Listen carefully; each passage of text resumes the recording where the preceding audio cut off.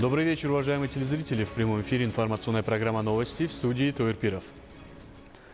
Сегодня в городе Душанбе под руководством сопредседателя первого заместителя премьер-министра Республики Таджикистан Хокима Холикзода и первого заместителя премьер-министра Республики Казахстан Романа Скляра состоялось 18-е заседание совместной межправительственной комиссии Республики Таджикистан и Республики Казахстан по экономическому и научно-техническому сотрудничеству.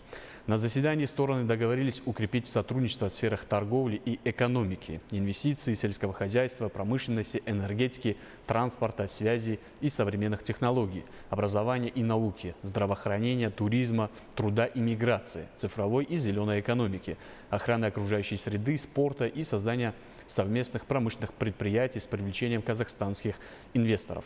В первом полугодии 2024 года объем внешнего торгового оборота с Республикой Казахстан составил 668,9 миллиона долларов, что больше на 109,2 миллиона долларов или 19,5% по сравнению с аналогичным периодом 2023 года.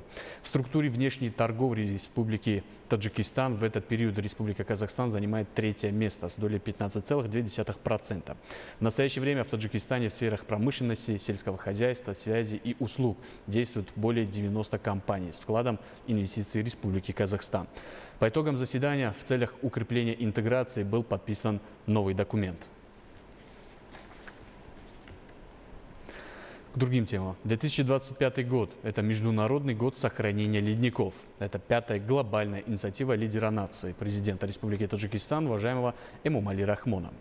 Это одна из уникальных резолюций Генеральной Ассамблеи Организации Объединенных Наций, поскольку она включает в себя как объявление Всемирного дня ледников, так и Международного года сохранения ледников. О мерах, которые предпринимает Таджикистан по предотвращению таяния ледников, расскажет Карим Хайдар. Ледники – бесценное сокровище Таджикистана, основные источники пресной воды. Наряду со стремительным ростом спроса на воду, обусловленным ростом населения и экономическим развитием, глубокую озабоченность мирового сообщества вызывает быстрое таяние ледников и сокращение их ресурсов. Этот процесс наглядно наблюдается в Республике Таджикистан. За последние несколько десятилетий в Таджикистане полностью растаяло 1000 ледников. Соловьева Айгуль, Ассоциация экологических организаций Казахстана. Таджикистан является одной из стран, которая имеет огромные запасы, 13 тысяч тонн льда, из которых уже 1000 практически исчезла, что является основной причиной таяния ледников. Безусловно, это является основным источником, который дает питьевую воду для Таджикистана.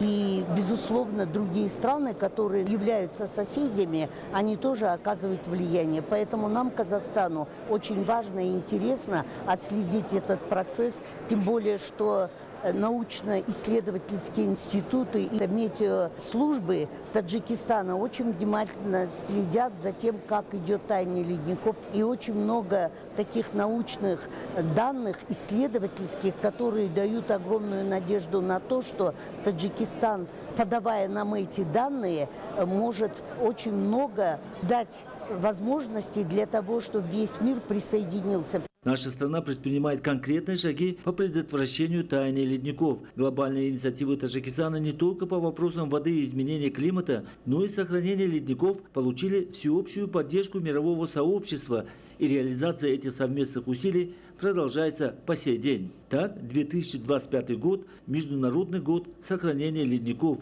Это пятая инициатива Таджикистана. Это одна из уникальных резолюций Генеральной Ассамблеи ООН, поскольку она включает в себя как объявление Всемирного дня ледников, так и Международного года сохранения ледников.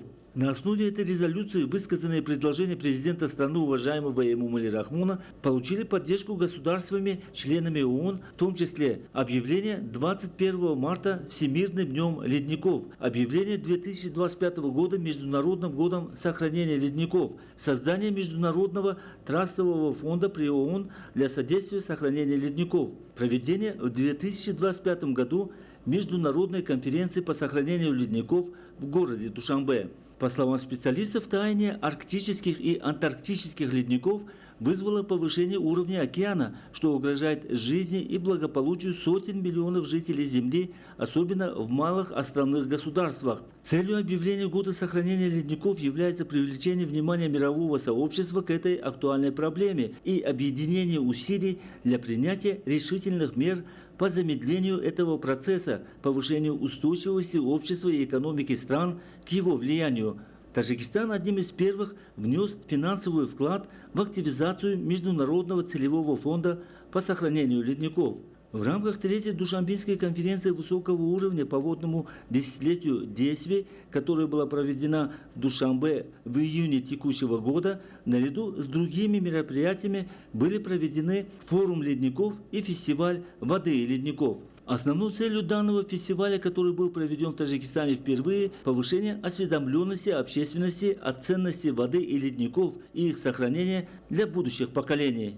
Карим Хайдар, Далер Содыхов, новости.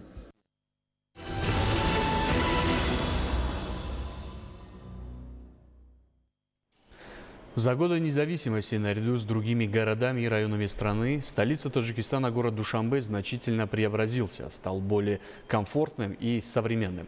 Дальновидная политика руководства города Душанбе обеспечила наилучшие результаты в развитии ключевых областей, в том числе в сфере промышленности и сфере услуг. Промышленность, которая является одним из важнейших факторов, влияющих на развитие национальной экономики, удовлетворяя потребности населения в основных товарах, создавая новые рабочие места и, самое главное, повышая уровень жизни населения, находится в центре политики руководства города. Душанбе на сегодняшний день – это динамично развивающийся город, в котором функционирует более 760 промышленных предприятий.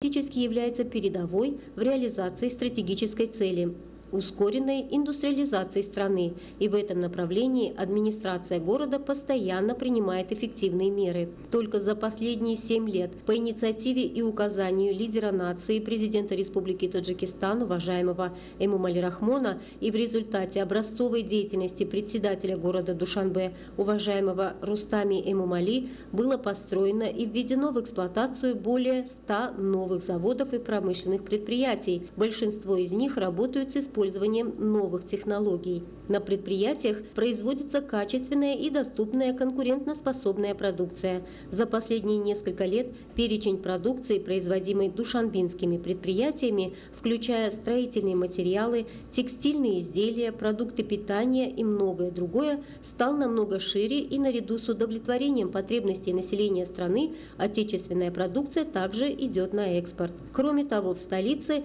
высокими темпами растет индустрия сферы услуг. Открываются рестораны, кафе и столовые с национальной, восточной и европейской кухней, которые, кроме предоставления места в собственном помещении, развивают и доставку своей продукции до дома или офиса. Это положительно влияет и на повышение комфорта для местного населения, и для туристов. Зумрат Файзиева, Далер Содиков, новости. Центр общественных связей Государственного комитета национальной безопасности Республики Таджикистан сообщает, что предотвращена контрабанда наркотических средств из Афганистана в Таджикистан. Государственный комитет национальной безопасности Республики Таджикистан отмечает, что одним из основных источников финансирования террористических и экстремистских организаций и организованных преступных групп является контрабанда и незаконный оборот наркотиков. В то же время преступления, связанные с незаконным оборотом наркотиков, представляют прямую угрозу безопасности и полной стабильности, миру и спокойствию общества, здоровью каждого человека в обществе. Одним из основных источников финансирования террористических и экстремистских организаций и организованных преступных групп является контрабанда и незаконный оборот наркотиков. В то же время преступления, связанные с контрабандой наркотических средств, представляют прямую угрозу полной безопасности и стабильности, миру и спокойствию общества, здоровью каждого человека. В ходе проведения оперативно-розыскных мероприятий сотрудниками Управления Государственного комитета национальной безопасности Республики Таджикистан и военнослужащими пограничных войск Государственного комитета национальной безопасности Республики Таджикистан в зоне обслуживания погранично-пропускного пункта номер 5 воинской части 0306 пограничного отряда Пянч Управления пограничных войск Государственного комитета национальной безопасности Республики Таджикистан, расположенного в районе Джайхун Хатлонской области, были выявлены незаконное пересечение линии государственной границы Таджикистана с Афганистаном и контрабанда наркотических средств тремя членами транснациональной афганской вооруженной группой наркоконтрабандистов. В ходе задержания группы контрабандистов возникла необходимость проведения специальной военной операции. В результате вооруженного столкновения был нейтрализован один контрабандист, гражданин Афганистана Башир Валади Ахмад, примерно возраста 37-40 лет, а остальные члены преступной группы скрылись на территории Афганистана. В ходе осмотра места происшествия были обнаружены и изъяты 3 полиэтиленовых мешка с 25 упаковками наркотических веществ гашиша и одно охотничье ружье с 12 патронами. Согласно заключению отдела судебно-медицинской экспертизы Управления агентства по контролю за наркотиками в Хатлонской области, изъятое вещество представляет собой наркотическое вещество гашиш, общий вес которого составляет 20 килограммов. В связи с данной ситуацией Следственным отделом Управления Государственного комитета национальной безопасности Республики Таджикистан в Хатлонской области возбуждено уголовное дело по статьям 200 части 4 пункта Д, 289 части 3, 335 части 2 и 195 части 2 пункта Б Уголовного кодекса Республики Таджикистан. Продолжается предварительное расследование.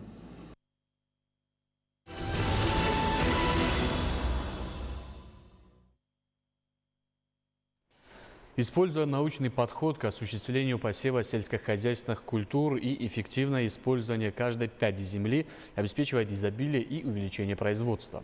Труженики хозяйств Турсунзаде внедрили выращивание лаванды на бросовых землях и тем самым получают прибыль и обеспечивают местных жителей рабочими местами.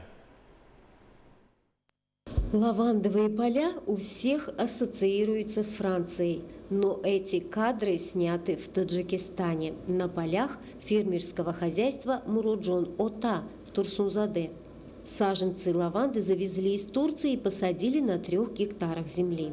Для выращивания лаванды в Таджикистане имеются все условия, подходящий климат, а самое главное, лаванда не требует много воды и ухода. Лаванда – многолетняя засухоустойчивая культура, которая может выращиваться на бедной почве, на склонах холмов, где раньше ничего не росло. Лаванда цветет лишь 1 месяц в году, и за этот месяц нужно собрать весь урожай. Местные цветоводы срывают соцветия, но не затрагивают стебель, чтобы растение вновь расцвело в следующем году. Из лаванды получают эфирное масло, которое используется в медицине и парфюмерии. Таким образом, выращивая лаванду на бросовых землях, фермеры получают прибыль и обеспечивают местных жителей рабочими местами. Мы за 1 день сбора лаванды получаем 55 самани. Я рада, что у нас есть возможность заработать, и это очень легкая работа и пахнет приятно.